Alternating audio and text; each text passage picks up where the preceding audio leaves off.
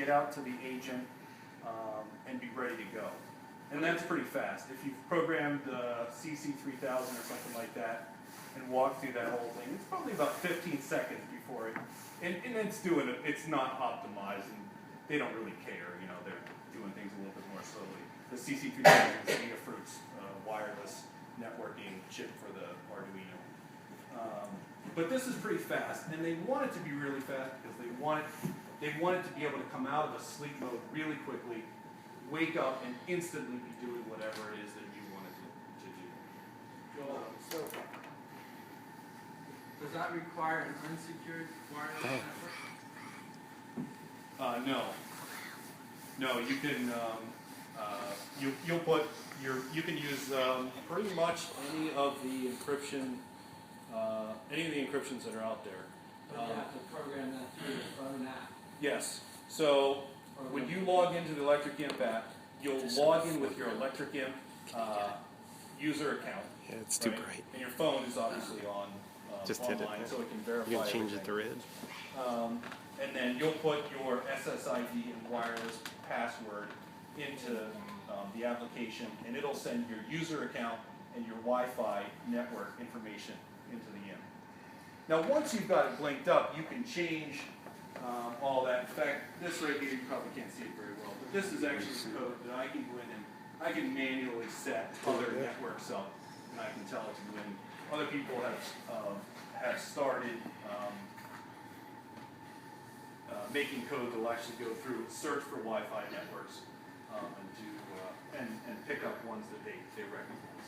So once you've got it blinked up once, you can program it to kind of do it. You probably won't have to do this. The thing you did with Twitter, that's something anybody can do? Or Absolutely. Yep, absolutely anybody can do it. But you said you had to sort of get their permission? Anybody how did can, that work? It seems pretty crazy.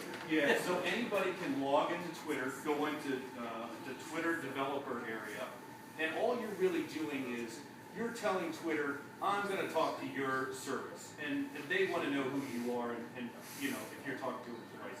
You sign up for an account, it's free, and basically you just open an application, which really is just you getting what's called an API key, so that you can talk to Twitter and they know who you are. If you look down through the Twitter code, it's very secure because probably can't see it here very well. Anyway, there's SHA encoding and lots of So great stuff. you are only exposed to the area that is to the communication through Twitter that's directed at you, obviously. Really? No, so that's all of Twitter, and so it's wide open. Anybody, anywhere that would tweet.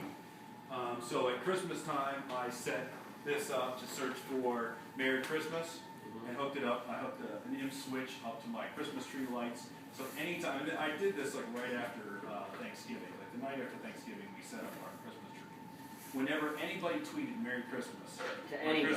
to anybody, Wow. it's searching all of Twitter. So when that changed and you saw it like that fast, that was all of Twitter. So I set it up every day.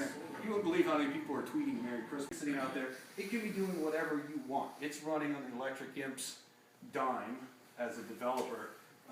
It can go out to any API you want. ESPN's API, the Weather Channel's API, your API, Twitter's API, you know, whatever service you want. You can set it up here, and you can bring information in and out. So if you're following Twitter that often, aren't you using a tremendous amount of bandwidth? Probably not so much, and Twitter's service is unbelievable. I mean, it's